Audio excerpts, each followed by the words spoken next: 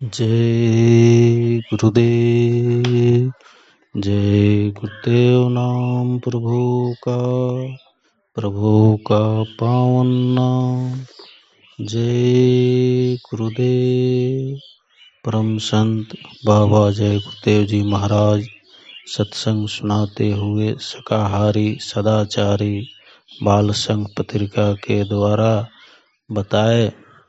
आज घर घर में झगड़े हो रहे हैं और सबकी झगड़े की बुद्धि हो गई है। समझ लो, झगड़ा होगा तो भजन नहीं हो पाएगा। मथुरा मई 2000 बाबा जय गुरुदेव ने सत्संग सुनाते हुए कहा कि साधन भजन में हिम्मत नहीं टूटना चाहिए। जोश खरोश के साथ पक्का इरादा आप करोगे और भजन में बैठोगे तो मन साथ दे देगा, कहीं जाएगा नहीं और भजन बनेगा। तुम आलस में बैठोगे तो मन भाग खड़ा होगा। इसीलिए उन प्रेमियों ने भजन किया, जोश खरोश के साथ विरह भाव से किया। उनका साधन भजन बन गया। जोश खरोश नहीं, बस ऐसे ही बैठ गए तो मन भजन में नहीं लगेगा। दुनियादारी में तो ये लग जाएगा, लेकिन भजन में लगन और विरह भाव होना चाहिए। ये मन झगड़े झंझटों में फंस जाता है। हर घर में झगड़े हो रहे हैं, झगड़े की बुद्धि हो गई है। कहीं झगड़ा होता है तो आप बच्चे को घर से निकाल देता है, कहीं बेटे बाप को बुढ़ापे में घर से बाहर निकाल देते हैं। हमारे यहाँ मंदिर में बच्चे सेवा करते हैं, उनका सेवा भाव देखकर सबको जुबान से यह बात निकलती है कि इंसान नहीं जैसे देवता सेवा कर रहे हैं। इतने उत्साह और भाव से ये लोग काम कर रहे हैं। आप अपनी सेवाओं में लगे रहो। जो भंडारे में काम कर रहे हैं उनकी भी सेवा सराहनीय है। इतने लोगों को दोनों समय रोटी खिलाना, सुबह नाश्ता देना, यह साधारण सेवा नहीं है। उत्साह से और भाव से जब काम किया जाता है तो चुटकियों में काम हो जाता है। देखा देखी सेवा होती है, देखा देखी भाव भक्ति लोग करने लगते हैं, देखा देखी साधन भजन करने लगते हैं और देखा देखी गाली गलौज झगड़ा फसाद कर देते हैं, चोरी डकैती करने लगते हैं। इसीलिए कहा जाता है कि अच्छों का संग करो तो अच्छाइयाँ आएगी, बूढ़ों का संग करोगे तो बुराइयाँ आएगी। अच्छे काम विचार और विवेक से होते हैं। आपका सारा समय अटक भटक में चला गया। यह जीव अनादिकाल से यहाँ भटक रहा है, दौड़ रहा है, रास्ता भूल गया है, उसको रास्ता नहीं मिल रहा है, समय निकला चला जा रहा है। इसी मनुष्य शरीर में परमात्मा को पाना है। आप समझते हो कि यह शरीर मेरा है, यह सामान मेरा है, नाते रिश्ते मेरे हैं, पर सच यह है कि यह शरीर भी आपका नहीं है। यह तो आपको थोड़े दिनों के लिए दिया गया है ताकि आप इसमें अपनी जीवात्मा के लिए कुछ कर ले। जब शरीर आपका नहीं है तो सम्मान और नाते रिश्ते भी आपके नहीं है, कोई किसी का नहीं है। शरीर गिरेगा, सब यहीं धरा रह जाएगा। इसीलिए ऐसी पूजा करो जिससे जीवात्मा जाग जाए। उस महापुरुष की तलाश करो जो तुम्हें नाम भेद दे, साधन भजन का रास्ता बताए, बाहर भीतर तुम्हारी मदद करे और तुम्हारी सूरत को नाम से जोड़े। जब ऐसे महापुरुष मिल जाए तो उनकी दया लेकर भजन में लग जाओ। जैसे यह सूरत जीवात्मा अपना देश छोड़कर यहाँ प्रदेश में आई, वैसे यह मन भी अपना भंडार छोड़कर इस प्रदेश में आया। वह भी अपने आनंद का रास्ता भूल गया और इस दुनिया में अपने आनंद को खोज रहा है। तरह तरह के कर्म कर रहा है, पर उसको आनंद नहीं मिल रहा है, बल्कि दुख ही मिल रहा है और कर्मों का बोझ लद रहा है। जब सूरत ऊपर से उतारी गई तो मन, बुद्धि, चित्त, अहंकार सब उसके साथ उतारे गए। यहाँ आकर सब अलग अलग हो गए। सूरत की ताकत से ये काम कर रहे हैं, पर सूरत कुछ नहीं कर सकती। महापुरुष मिल जाए और अगर सच्ची बात तुमको बता दे कि तुमने ये काम किया, तो तुम उनके पास फिर कभी नहीं जाओगे। इसलिए महापुरुष कोई ऐसी बात नहीं करते, अपनी मर्यादा नहीं छोड़ते। इशारे में तो सब कुछ समझना ही होगा। सब लोग अपनी अपनी बात पकड़ ले, आवाज़ बराबर हो रही है, उसी के आधार पर यहाँ सब कुछ टिका हुआ है। उसी की वजह से ठंडक मालूम होती है, ठंडी लहर सी आती है। शब्द बंद हो जाए तो वह थोड़ी सी ठंडक भी नहीं मालूम होगी। ये नामदान है, वो मंत्र नहीं है कि कान में फूंका और घंटा बजाया हो गया शुरू। गुरु मंत्र करने का मंत्र है, नाम कमाई का मंत्र है। जीवात्मा को वापस उसके सच्चे देश में पहुंचाने का मंत्र है। अंधकार से निकाल कर प्रकाश में ले जाने का मंत्र है। सत्संग सुनोगे, गुनोगे, समझोगे और चल पड़ोगे, तब तुम्हारा काम होगा। जितना सत्संग सुनोगे उतना ही तुम्हारा मन इधर लगेगा। नामदान की जल्दी मत करो, वह तो मिल जाएगा। पहले सत्संग सुनो, समझो, जब तुम्हारी समझ में आ जाए तब नामदान लो। सुन और समझ कर नामदान लोगे तो कमाई करोगे। जय गुरुदेव। छोटी कहानी की बड़ी सीख। एक मौलवी साहब थे, वो बच्चों को पढ़ाया करते थे। अच्छा रहन सहन था। बादशाह ने उनको नौकरी से हटा दिया और कहा कि अपने घर जाइए। मौलवी साहब अपने घर चले आए। जो जमा पूंजी थी वो खर्च हो गई। काम की तलाश में उनकी जुतियाँ घिस गई। कुछ दिन बाद बादशाह ने उनको बुलाया और बच्चों को पढ़ाने का काम फिर दिया। तनख्वाह भी बढ़ा दिया। जब उसको तनख्वाह मिली तो उन्होंने नया जूता खरीदा और पुराने जूतों को एक अच्छे से कपड़े में लपेटकर संदूक में रख दिया। जूते की तल्ली घिस गई थी। जब वो काम पर जाने की तैयारी करते तो जाने के पहले संदूक खोलते और जूतियाँ निकालते, कपड़ा हटाकर उसको देखते, माथा लगाते, फिर रख देते। तब वो अपने काम पर जाते।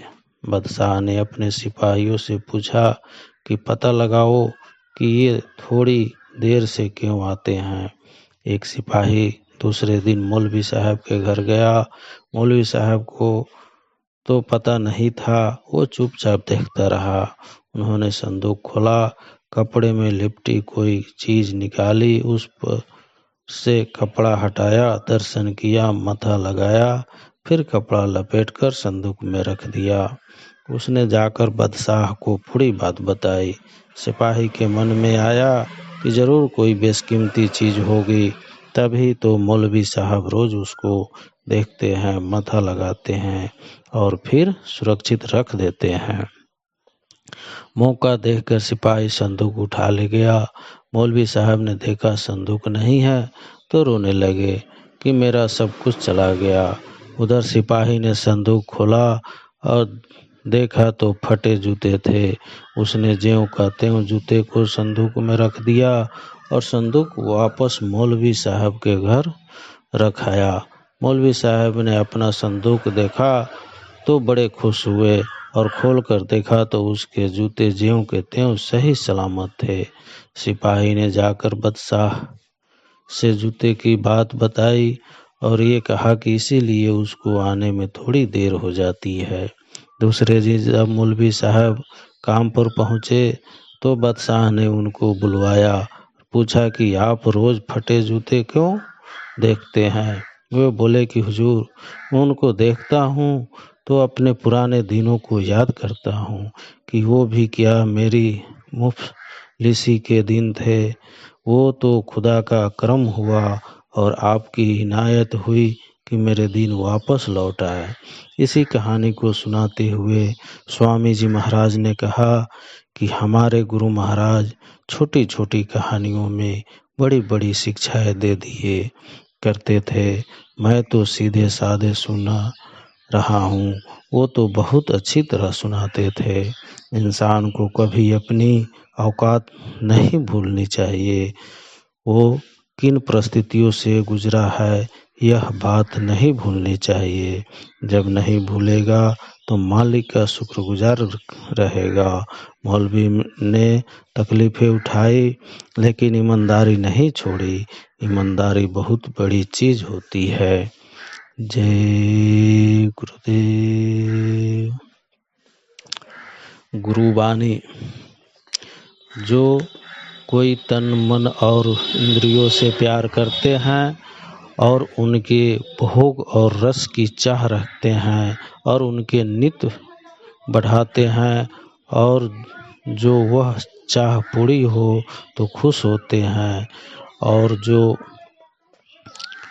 पूरी ना हुई तो दुखी होते हैं और जो कोई उनके उस भोग के मिलने में या रस लेने में विघ्न डालते तो उसको अपना बैरी समझकर उससे लड़ते हैं और उसको बुरा भला कहते हैं और सत्संग भजन सुमरन ध्यान ऊपरी करते हैं या वक्त भजन या सत्संग के ऊँघते हैं या सो जाते हैं या गुणवान मन और इंद्रियों के भोगों की उठाते हैं और यह नहीं जानते कि हम गुणवान में बहते रहते हैं और नित्य तरंगे संसार के बढ़ाने की मन में उठा करती है और उन तरंगों में इंद्री का रस और मान रस लेते हैं और उसी में मग्न होकर अपने को परमार्थ समझते हैं और यह ख्याल करते हैं कि जो हम कर रहे हैं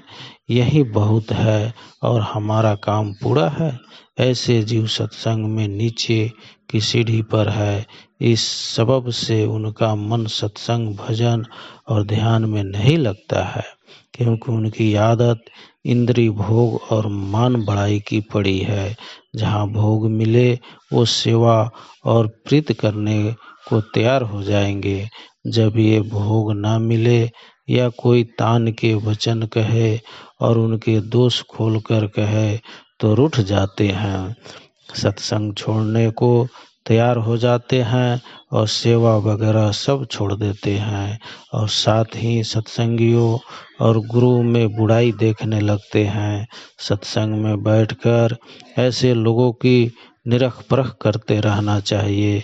नामदान लेने से ही कोई सत्संगी नहीं हो जाता बल्कि सत्संग की रहनी गहनी में बरते और नित्य भजन करे उसी को सत्संगी समझना चाहिए।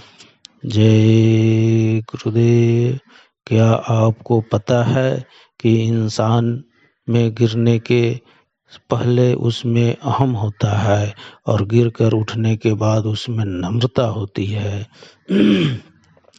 कलयुग के वर्तमान समय में जो लोग शाकाहारी नहीं होंगे और धर्म को नहीं अपनाएंगे उन्हें भयंकर मुसीबतों का सामना करना पड़ेगा।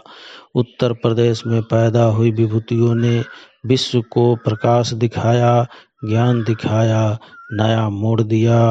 राम ने त्यागा, सेवा तप और ज्ञान का प्रतिपादन किया जिससे विश्व में मर्यादा पुरुषोत्तम कहलाए। राम की राजनीति ने ही लंका को आसुरी राज को प्राप्त किया। कृष्ण ने गीता का महान उपदेश दिया और विश्व के सारे योद्धाओं को महाभारत के मैदान में लड़ाकर समाप्त कर दिया। महर्षि वाल्मीकि ने रामायण को उत्तर प्रदेश की पावन भूमि में ही बनाया। गोस्वामी जी ने उत्तर प्रदेश की पावन भूमि में ही रामचरितमानस की रचना की। अब उत्तर प्रदेश के ही एक छोटे से गांव में जन्मे बाबा जय गुरुदेव जी महाराज का प्रकाश विश्व में फैलने जा रहा है।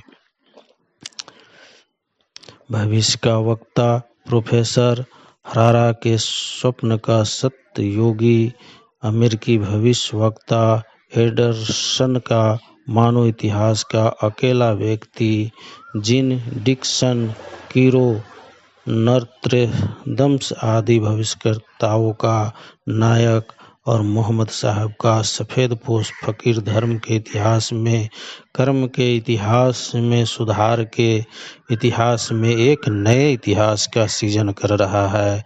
और आज सबकी निगाहें उस महापुरुष की तरफ लगी हुई है जो मथुरा की पावन भूमि पर अपना डेरा जमाए हुए हैं। दोनों आँखों से दिखाई देने वाले इस आसमान के ऊपर स्वर्ग है जहाँ देवी देवता रहते हैं, और स्वर्ग का रास्ता इस मनुष्य शरीर से ही गया हुआ है।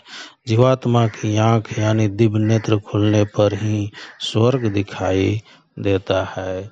जय गुरुदेव।